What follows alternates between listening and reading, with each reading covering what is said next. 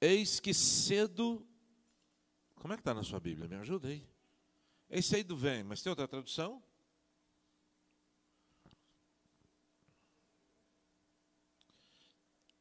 Tem alguém que tem alguma outra tradução? Vem em breve. Eis que cedo venho, ou em breve venho. O que mais? Como é que é? Breve venho sem demora. E outro diz assim: o meu galardão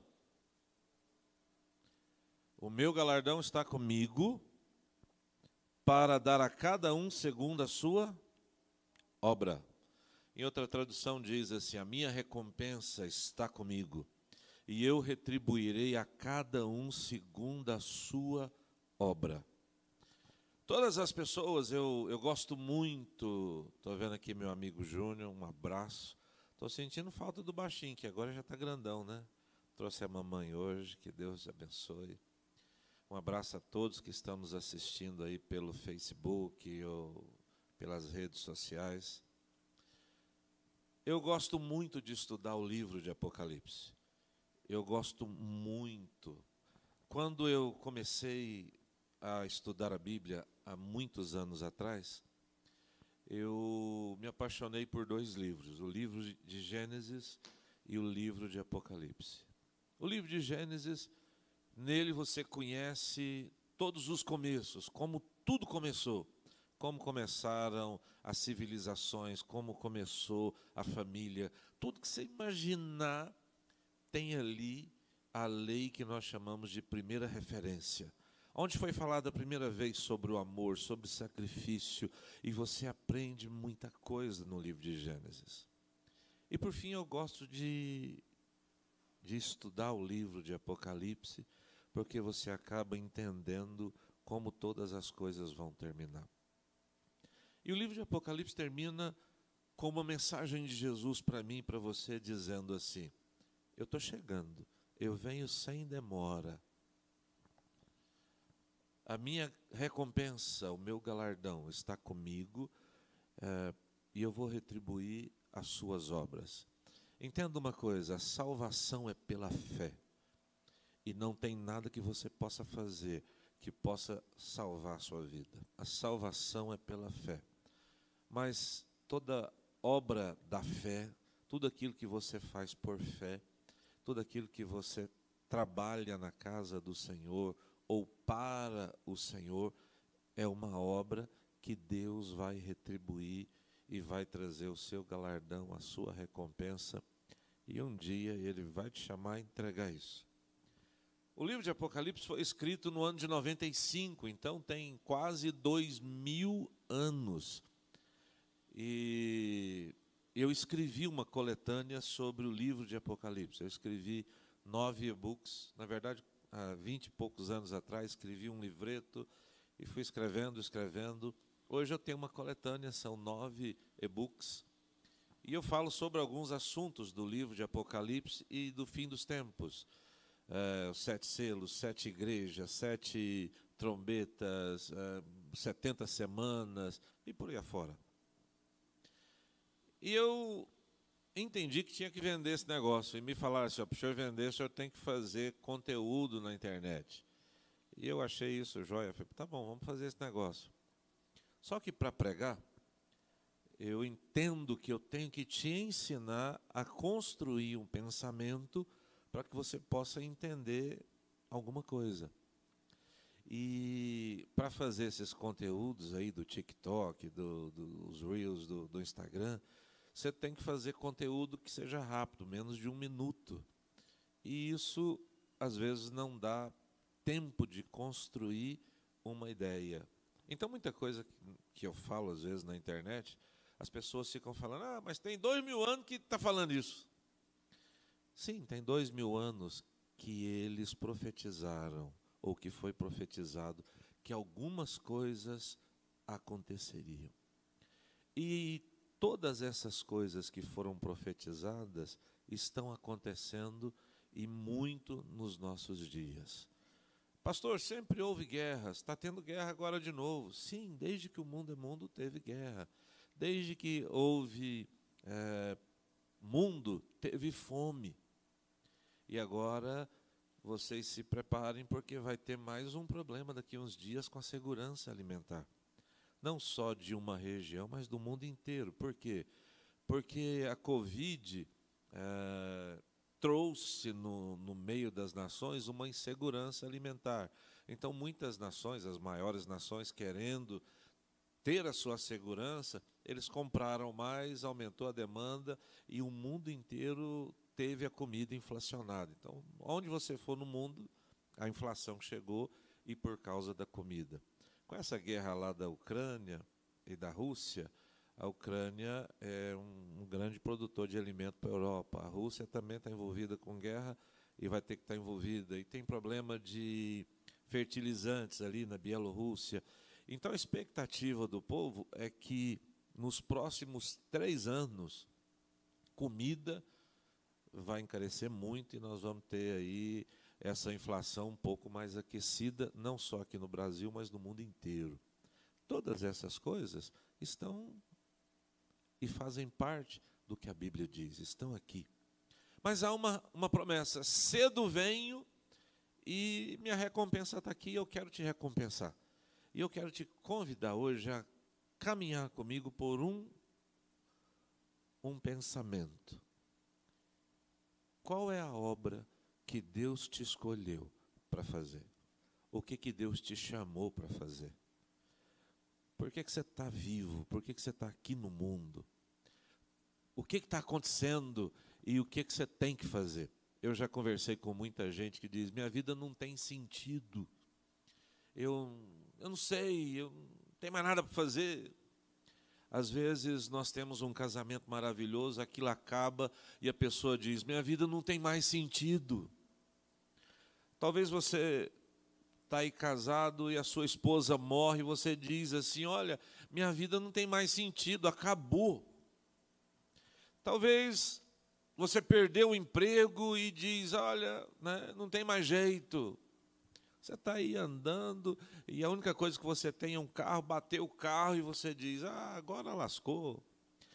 E por coisas assim as pessoas perdem o sentido da vida. Hoje à tarde nós perdemos uma pastora lá em Pires do Rio. Na verdade ela estava internada aqui e faleceu. E eles usaram eu não sei como é que fala, lá no post lá que falaram que ela faleceu, né? Eles usaram o versículo que eu quero pregar para vocês hoje, que é 2 Timóteo, capítulo 4, verso 7, que todo mundo usa quando alguém morre. Você sabe de cor ou não? Como é que é? Combati o bom combate. Guardei a carreira. Não. Cumpri a carreira e guardei a fé. Então, abra sua Bíblia, eu quero que você leia, porque é importante. Combati o bom combate, corri a carreira, ou acabei minha carreira. Paulo diz assim: acabei minha carreira, né? Terminei a carreira e guardei a fé.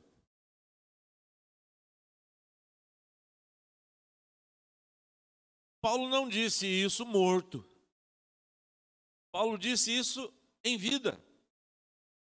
Não falaram isso de Paulo morto. Hoje nós usamos esse versículo para falar quando as pessoas morrem. Olha, fiz tudo que eu tinha que fazer.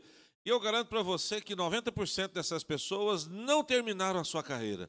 Não fizeram aquilo a que foram chamadas. Elas terminaram a vida chorando, angustiadas, desesperadas, porque não sabiam e não tinham certeza do que realmente eles vieram fazer nesse mundo.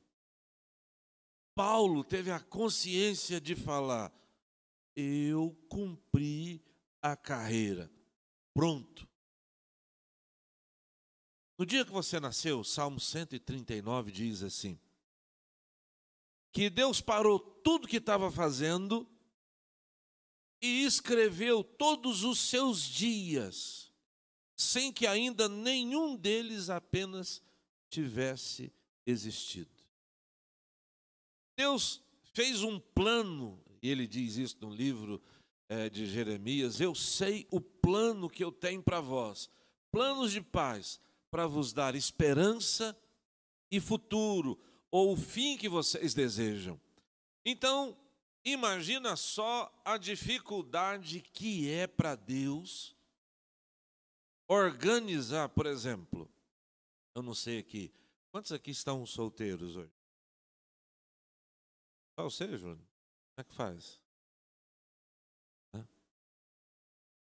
Você já imaginou como é que é para Deus arrumar alguém para você passar a vida inteira com essa pessoa? Para dar certo, para funcionar? Então, vou contar uma história pequena, depois você corta. Aqui tem como cortar lá, Felipe?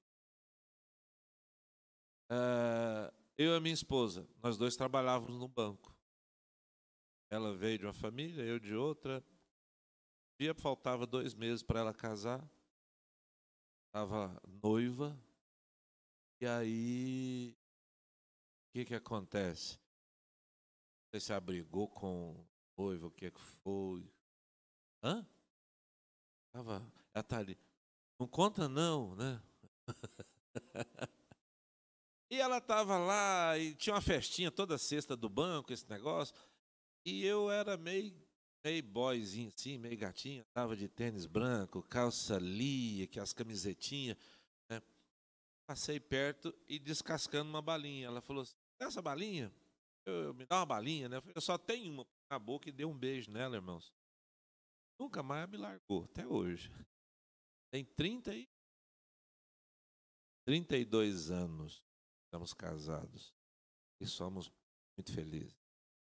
Mas você já imaginou a bagunça que não foi para ela encontrar 35 anos, né? Já imaginou o que Deus não fez para esse momento dar certo? Imaginou se ela casasse com outro, fosse infeliz pro resto da vida, eu ia arrumar outra mulher, então é tão difícil. Mas Deus faz com que momentos aconteçam. E para esse momento, Deus prepara a sua vida. Seja para um casamento, seja para um filho, seja para fazer uma obra. Mas Deus te preparou para um momento muito especial. De vez em quando alguém pergunta, como é que eu faço? Eu preciso de arrumar um homem. Eu falei, é o que você falou, preciso de arrumar um marido. E não é fácil. Tem 7 bilhões de pessoas no mundo, 8 milhões, e só um vai dar certo com você e vai ser uma benção. Então, vai encontrar. Fique tranquila que é igual achar uma agulha no palheiro, né? Demora, mas acha e vai dar certo. Isso não é só no amor. Em todas as áreas da nossa vida, Deus tem um plano e Deus preparou um sentido para a minha vida.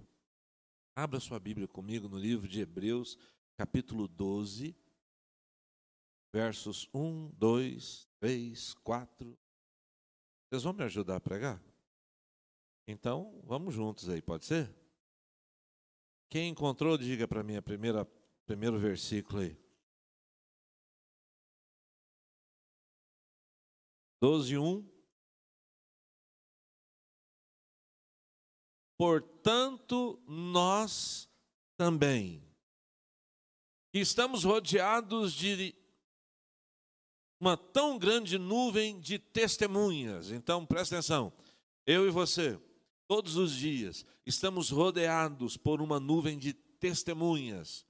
A começar, marido, filho, mulher, mãe, pai, avô, os parentes, os amigos, todos aqueles com quem nós trabalhamos, a igreja.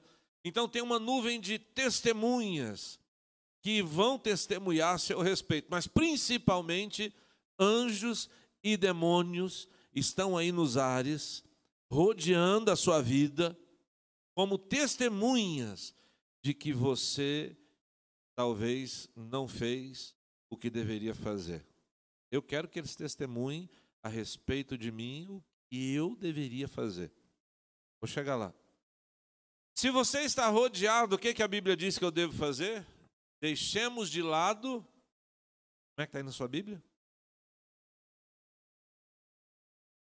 Deixemos de lado todo embaraço, é assim? Tudo aquilo que nos atrapalha, tudo aquilo que nos impede, todo o embaraço e o pecado que tão de perto nos rodeia. E o que mais? Corramos com paciência a carreira que me foi proposta. Irmãos, eu volto aqui a dizer o que eu estava falando no começo. Para que você nasceu? Qual é a carreira que foi proposta na sua vida? O que você tem que fazer? Eu já conversei com muita gente que diz assim, olha, eu nasci foi para sofrer, porque eu nunca vi sofrer do tanto que eu sofro. Tem gente que diz, eu estou trabalhando demais. E eu digo para você, aqui na Bíblia, diz que aqueles que amam a Deus, Deus dá sabedoria, relacionamento e alegria. Ao pecador, Deus dá trabalho, muito trabalho, para fim de que ele ajunte e amontoe. Então, se você está trabalhando demais, é porque você está em pecado. Você é contra trabalho? Não. Mas está na Bíblia, então eu creio na Bíblia. Então, ao pecador, Deus dá muito trabalho. Você precisa entender uma coisa só. Deus te chamou e te trouxe à vida. Não foi para sofrer, não foi para chorar. Deus não tem filhos para perdição. E Deus não quer que nós tenhamos também filhos para perdição. Se nem os meus filhos são para perdição, se eu sou filho de Deus, eu não fui chamado para perdição. Eu não fui chamado para sofrer e viver angustiado nesse.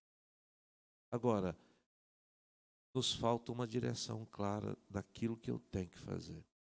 Tem coisas que são duras. Por exemplo, Jesus. Jesus veio a esse mundo e ele tinha um objetivo. Qual que era? Salvar a humanidade. Então, fazendo isso, ele curou enfermos, ressuscitou mortos, transformou a água em vinho, multiplicou pães.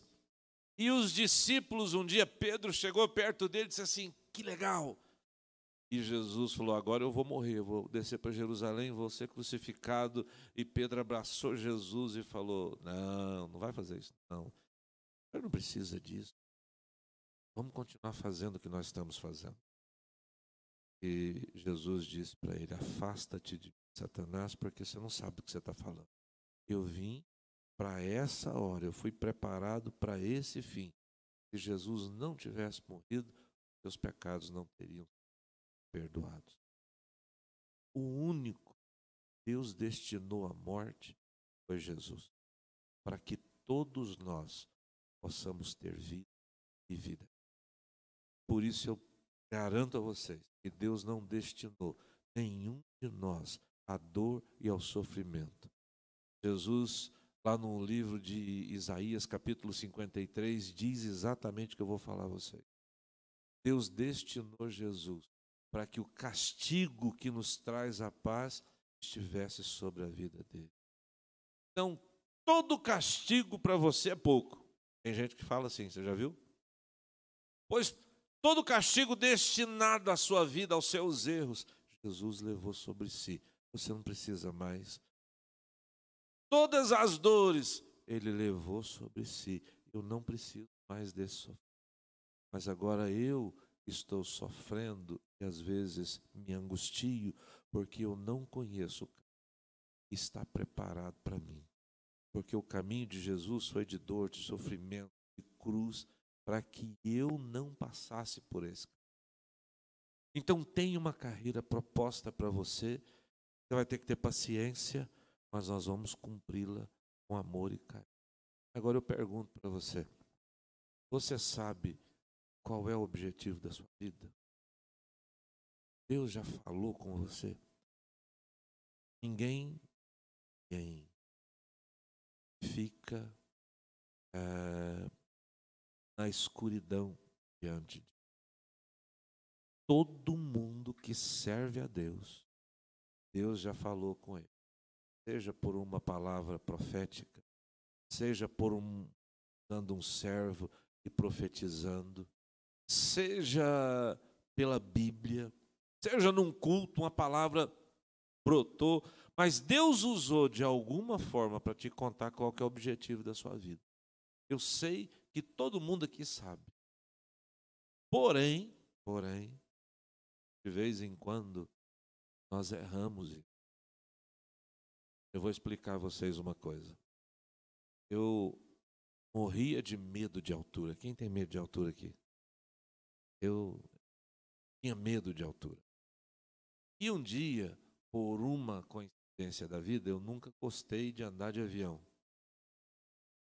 Porque tinha um pouquinho de medo. Tenho mais medo. Eu tive que entrar num avião. Pela primeira vez eu entrei num avião e eu fui num Air, lembro até hoje. Era de um empresário. Eu fui buscar uma pessoa e eu estava com muito medo. E aí o piloto olhou e falou assim: o senhor está com medo, né? Eu falei: muito. Ele falou: senta aqui do meu lado. Aí eu passei, sentei do lado dele, lá onde fica o copiloto. E ele foi me falando: olha, fique tranquilo, não tem problema aqui, as nuvens, eu vi as nuvens subindo e aquele negócio de vez em quando. E ele foi me explicando tudo sobre o avião. Ele acalmou meu coração. E ele me mostrou uma coisa, que em cada aeroporto, na ponta da pista, tem lá um aparelhinho. E na ponta de cada pista de aeroporto, tem lá também seu aparelhinho. Aquele avião, quando vinha uma nuvem muito espessa, dá turbulência quando você passa por essas nuvens. Não sei quem já passou por turbulência. Então, ele fazia o seguinte, ele desviava da nuvem, e aí tem lá um aparelhinho que mostra, é uma bolinha, né? Então, na bolinha tem uma cruz. A linha na horizontal é a linha do horizonte. Então, você sabe se você está mais em cima ou mais embaixo. E a linha reta é o ponto de onde eu saí e o ponto para onde eu vou. Então, quando você sai lá, parece que você saiu da sua rota. E eu fiz uma pergunta para ele. Se eu sair da rota aqui um metro, ele falou assim, em vez de chegar na Bahia, só vai chegar em São Paulo. Muita gente se desviou do seu caminho. Naquele dia, por uns 5 minutos, eu peguei o manche daquele avião. E dirigi o avião lá, pilotei o avião junto com aquele piloto, né? E eu aprendi muito de uma coisa que a Bíblia fala. A Bíblia diz assim, não se desviando, nem para a esquerda, nem para a direita. Porque um pouquinho de desvio aqui te leva para muito distante do seu alvo final. Tem muita gente que está longe da sua meta, longe do seu alvo. Ele se desviou, perdeu sua fé, perdeu sua alegria, perdeu tudo. E nessa noite, eu quero te chamar para orar. E hoje, convidar você para nós orar. Tirarmos essa semana de oração. Na sua casa, no seu trabalho, até Deus falar com você. A seu caminho. Tem gente que está nos assistindo, deixou a sua fé lá atrás. Eu já me desviei da minha fé. Eu já abandonei um tempo a igreja. Mas depois eu voltei para o caminho. E hoje eu entendo que eu nunca deveria ter saído desse caminho. Hoje é um bom dia para nós podermos voltar para a nossa caminhada. Tem uma carreira que te está proposta por Deus. Plano que Deus fez e vai lhe dar esperança e futuro. Não é para você ter dor. Até a riqueza de Deus não causa dores. Até o dinheiro que Deus te manda não pode ser dores. É assim que a Bíblia diz. E eu creio na palavra. Então hoje eu quero orar e convidar você para voltar para o caminho da fé. Voltar para o caminho certo. Talvez você dê uma desviadinha, mas lembra, qual é a carreira que eu tenho que correr? O que eu tenho que fazer? Tem muita gente que deixou de estudar. Deus te mandou formar e ser um médico e você viu que era muito difícil e desistiu de estudar. Volta, vá fazer a carreira de medicina, porque tem muita gente que não vai morrer porque você vai fazer isso. Tem muita gente que parou de orar, de interceder por outros. E eu te digo hoje, volte a orar, porque tem muita gente sofrendo por falta da sua oração, por falta da sua intercessão, porque você está deixando de lado a carreira que Deus propôs para você. Eu quero ser como foi Paulo. Paulo, no fim da sua vida, ele disse: eu corri a carreira que me foi proposta. Eu não quero terminar minha vida chorando e gemendo, dizendo: não, eu tenho muita coisa para fazer ainda, eu preciso de fazer mais coisa, eu não dei conta de fazer tudo que eu queria. Irmãos, eu não vou dizer a vocês que eu estou pronto para morrer, não estou. Estou pronto para viver com Jesus. Eu já passei perto da morte várias vezes. Tem aquela musiquinha que eles usam lá no TikTok, como é que é? Tem TikTok, vocês não vê lá, né? Eles falam assim: a danada da morte passou perto de mim. Você já viu essa? Já? Pois eu já estive pertinho, já fui lá na porta, peguei minha senha e Deus falou: volta lá, né? Então, já tive infarto, já tive não sei o quê, já fiz isso, fiz aquilo outro, febre maculosa, já passei perto várias vezes. Mas eu tenho uma mãe que ora por mim desde quando eu me desviei, antes de converter. Tenho uma esposa, eu tenho irmãos e pastores que zelam na oração pela minha vida, e eu tenho muita obra para fazer para o Senhor ainda. Nesses últimos 20 anos, essa pequena igreja aqui já abriu mais de 40 igrejas. Dia 4, eu estou indo visitar nossas igrejas lá em Portugal e na Itália. Vou orar, visitar os pastores e vai ser uma bênção. Em julho, nós vamos reunir todas as nossas igrejas lá em Pires do Rio, os pastores, diáconos, obreiros, e eu convido você para estar lá, vai ser uma festa abençoada. Vai vir gente da África, Paraguai, Argentina, Peru, Chile, vai vir gente da Venezuela, de todos os lugares onde nós abrimos igreja, Deus nos permitiu. Nós temos uma obra para fazer para Deus. E a sua recompensa está nas mãos do Senhor. Todo mundo pode. Tem uma obra que eu tenho certeza que você tem que fazer. Está lá no último capítulo de Mateus. Qual é o último capítulo de Mateus? Mateus? Abre a sua Bíblia aí, me ajuda. Esse também vocês sabem de cor. Eu gosto que vocês... Nós tivemos um problema com a empresa que nós contratamos para a reforma, eles não terminaram até hoje. Se Deus quiser, esse mês, vamos terminar esse altar. E vamos ter nosso data show aqui, ou telão. Qual é o último capítulo de Mateus? Mateus 28. Lá no fim, os 4 últimos versículos, como é que diz?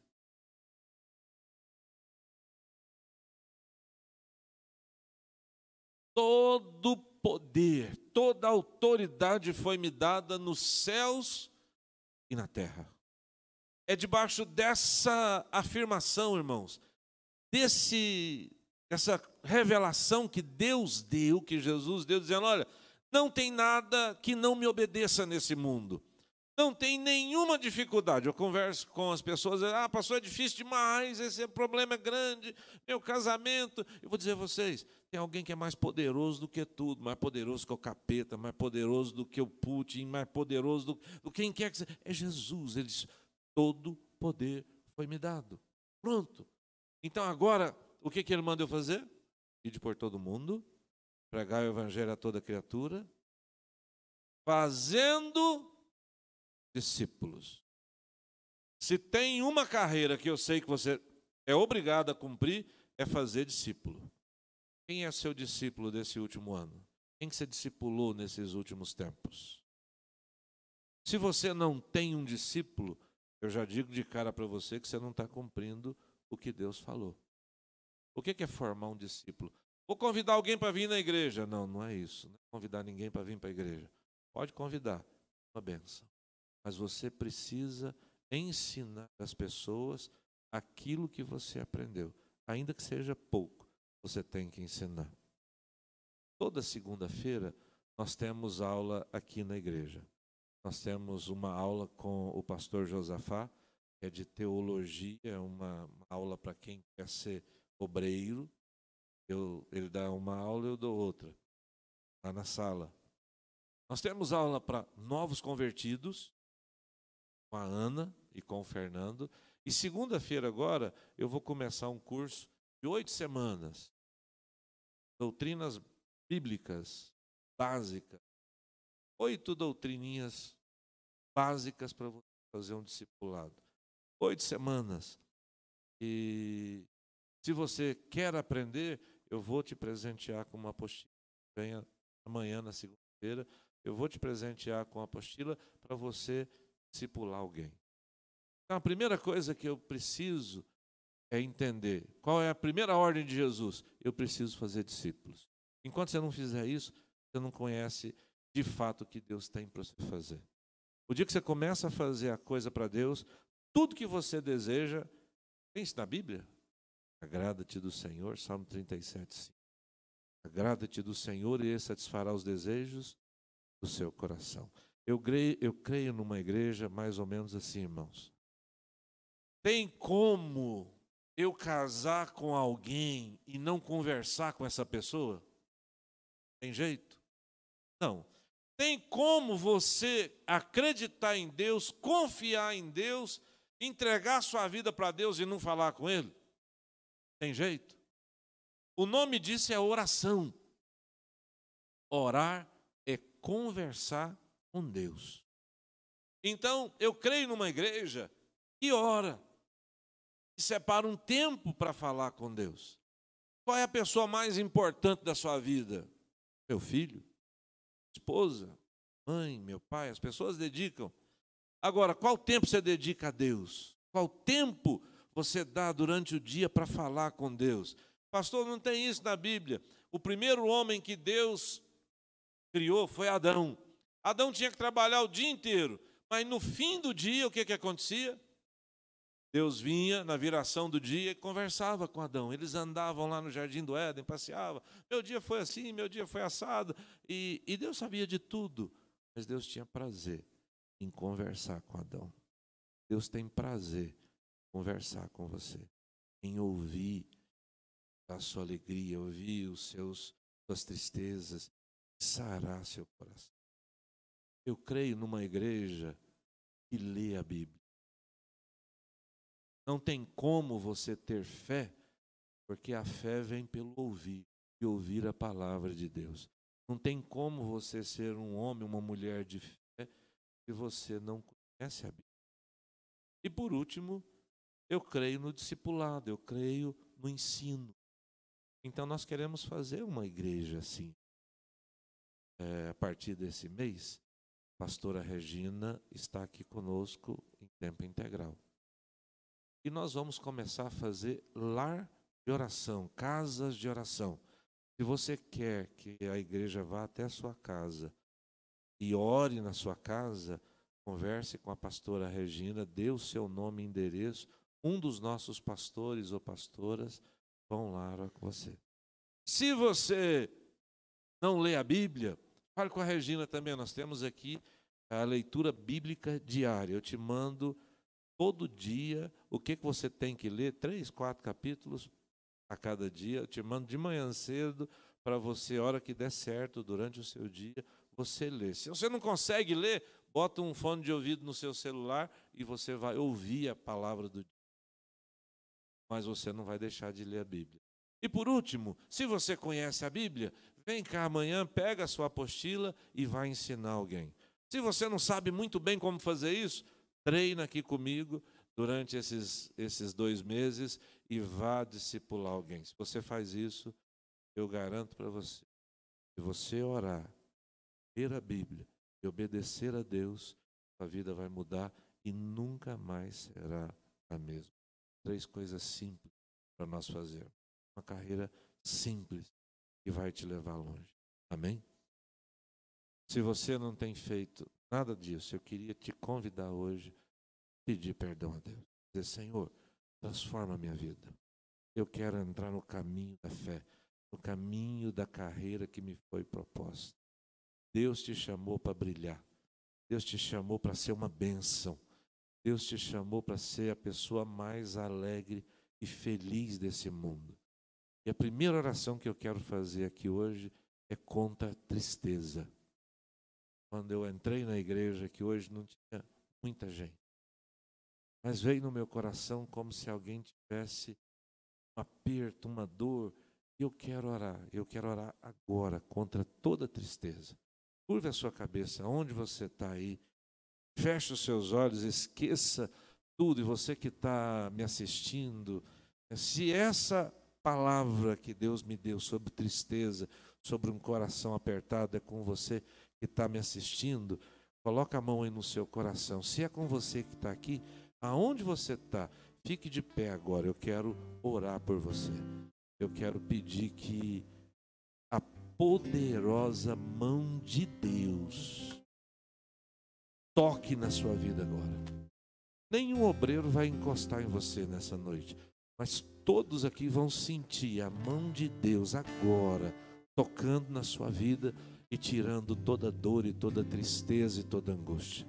Pai querido, em nome do Senhor Jesus, eu repreendo o espírito da tristeza, do medo, demônio da depressão e da angústia. Eu te repreendo agora, em nome de Jesus. Senhor, que a tua mão poderosa toque agora no coração destes teus servos e servas, que mostram o coração hoje diante do teu altar, com angústia e dor e tristeza. E eu quebro a força dessa tristeza em nome de Jesus. Em nome de Jesus eu declaro a alegria do Senhor na vida de cada um dos teus servos. Em nome do Senhor Jesus. Levanta a sua mão, todo mundo, vamos ficar de pé. Levanta a sua mão lá para o lado da sua casa. Começa a orar pela sua casa, pela sua família. Eu gostaria que você orasse pelo seu trabalho. Eu vejo duas pessoas aqui. Elas estão sentadas numa mesa e causam muita dor a você. Duas pessoas juntas. E Deus vai dar paz agora no seu trabalho. Deus vai dar paz agora sobre a sua vida, lá no seu trabalho, em nome de Jesus. Pai, eu profetizo uma semana de paz nos lares. Toda confusão, toda contenda cai por terra, em o nome de Jesus. Em o nome do Senhor Jesus, meu Deus, eu oro pelo trabalho dos teus servos e servas aqui. Haja paz em cada um desses lugares. Haja paz, Senhor, eu te peço, em nome de Jesus. Traz a sua mão sobre este lugar de trabalho que o Senhor me revela e faz mudar todas as circunstâncias ali, meu Pai. Em nome de Jesus, Senhor, eu oro e digo amém. Vamos adorar a Deus cantando uma canção juntos? Seus olhos sempre atentos permanecem em mim.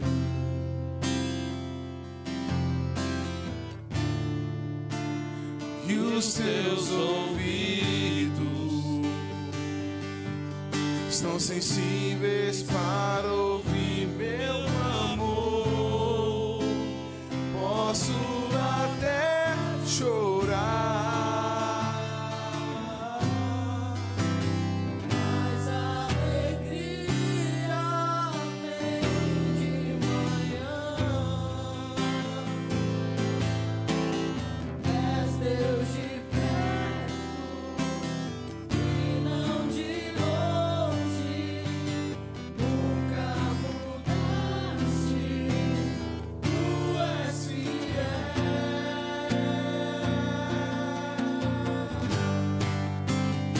Deus de aliança, Deus de promessas, Deus que não é homem pra mentir, tudo pode